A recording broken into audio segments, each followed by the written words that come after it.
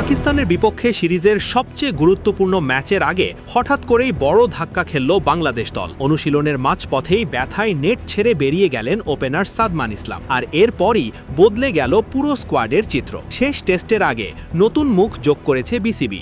শুরু হয়েছে একাদশ নিয়ে জোর আলোচনা। কে পাচ্ছেন সুযোগ, কেমন হবে বাংলাদেশের নতুন কম্বিনেশন, আর এই পরিবর্তন কি টাইগারদের জন্য আশীর্বাদ হবে নাকি নতুন দুশ্চিন্তার কারণ, সবকিছু নিয়েই আজকের এই প্রতিবেদন। পাকিস্তানের বিপক্ষে চলমান টেস্ট সিরিজের দ্বিতীয় ও শেষ ম্যাচকে সামনে রেখে স্কোয়াডে গুরুত্বপূর্ণ পরিবর্তন এনেছে বাংলাদেশ ক্রিকেট বোর্ড। সিরিজ নির্ধারণী এই ম্যাচের আগে ইনজুরির কারণে দল থেকে ছিটকে গেছেন ওপেনার সাদমান ইসলাম, আর তার পরিবর্তে জাতীয় দলে সুযোগ পেয়েছেন বাঁহাতি ব্যাটার জাকির হাসান। মূলত প্রথম টেস্টের সময় ফিল্ডিং করতে গিয়ে বুকে আঘাত পান সাদমান। শুরুতে বিষয়টি খুব গুরুতর মনে না হলেও ব্যথা ধীরে ধীরে বাড়তে থাকে। পরে সিলেটে অনুশীলনের সময় ব্যাটিং করতে নেমে আবারও সমস্যায় পড়েন তিনি। জানা গেছে নেটে কয়েকটি বল খেলার পরই ব্যথা অনুভব করেন সাদমান। এরপর আর অনুশীলন চালিয়ে যেতে পারেননি।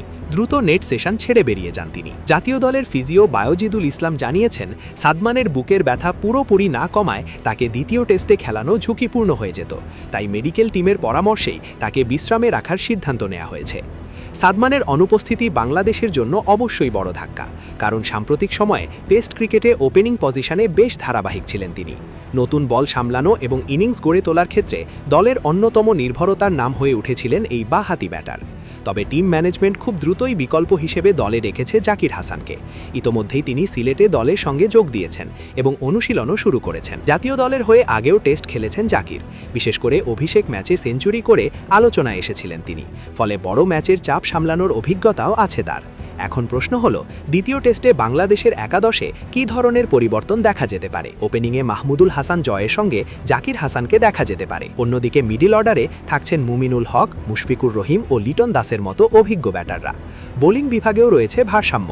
স্পিনে মেহেদি হাসান মিরাজ, তাইজুল ইসলাম ও নাইম হাসান যেমন আছেন, তেমনি পেস আক্রমণে তাসকিন আহমেদ, শরীফুল ইসলাম ও নাহিদ রানাদের নিয়ে শক্তিশালী ইউনিট গড়েছে বাংলাদেশ।